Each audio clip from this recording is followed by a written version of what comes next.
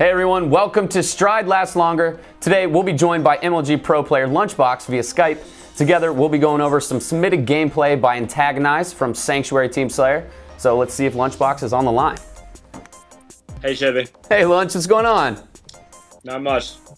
All right, well let's jump right into it, my friend. My first question is, when should you push up on Sanctuary? As you can see right here, Antagonized is sitting back at a sniper spawn. He's playing a little bit conservative, but when is a key moment when he should be pushing up with his teammates? Yeah, he's playing conservative right now with Sniper, which isn't necessarily a bad thing. He's got the power weapon in his hand, so he wants to be the one staying alive. As soon as he gets a kill, though, he's going to be looking to push up right away. Especially after he gets the nice double kill with the Sniper, he should be pushing up very fast and trying to catch the spawners off their spawn. All right, Lunch, so how do you know when to push up as a team? Basically, whenever our team has numbers, we're looking to be very aggressive. Essentially, as soon as we get a couple kills and we have the advantage player-wise, we're going to be very aggressive, especially in Sanctuary TS, where ring control and the other team's base is very crucial in winning. All right, very important. Communication is key. All right, on to the next question. It is, when should you challenge a player? As you can see right here, Antagonized, he decides to challenge this guy sitting at the other team's sniper rifle. Was this a good decision or bad? Why? Yeah, this wasn't a very good challenge by Antagonized. He's at the other team's sniper spawn, which is a good place to be. He really just needs to wait a little bit here for his teammates to make a move. He shouldn't really be the one making the first move, especially if the other team doesn't know he's there.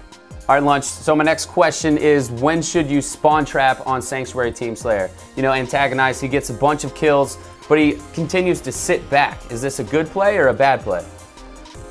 Yeah, he's sitting back a lot this game. He's getting quite a few nice snipes, but he really hasn't been able to spawn trap yet. The most important thing with spawn trapping is you have to be very aggressive right after you get the kills, because it's only a 5-second respawn, so you have to get into your position to snipe from in that amount of time after you kill them. So he really needs to be pushing up right after he gets the kills in hopes of catching the other team off spawn. And spawns on Sanctuary TS are very predictable. They're either going to spawn in rocks or in courtyard for the most part. And how do you know if they're going to spawn rocks or courtyard? It really comes down to where you killed them last and where they spawn last. So if you killed them in rocks, they're more than likely going to spawn in courtyard. If you kill them in courtyard, they're probably going to spawn in rocks. All right, I like that. On to the next question. When does the sniper rifle spawn on Sanctuary? Antagonized, he was hanging around the sniper rifle a lot, but you know, I couldn't really tell if he actually knew the times of the rifle or if he was just playing really selfish. When does it spawn? Yeah, the sniper spawns every 2 minutes from 15:10. So it comes up at the beginning of the game, 13:10, 11:10, and so on. All right, and how do you keep track of these power weapons? Do you have them all memorized, or do you use your coach? What do you do to keep track of all the power weapons? Yeah, we have a coach that we use at tournaments, Towie, and he is a huge part of our team in helping us get the power weapons. Essentially, power weapons give you a huge advantage in winning the game, so they're very important to control, and especially the sniper rifle on Sanctuary TS, because that's the main power weapon. All right, awesome. Before we let you go for the day, can you give us just some of your own sniping tips? What does Lunchbox do when it comes to the sniper rifle? Yeah, my main goal with sniping is trying to position myself in the best place possible to get easy snipe kills.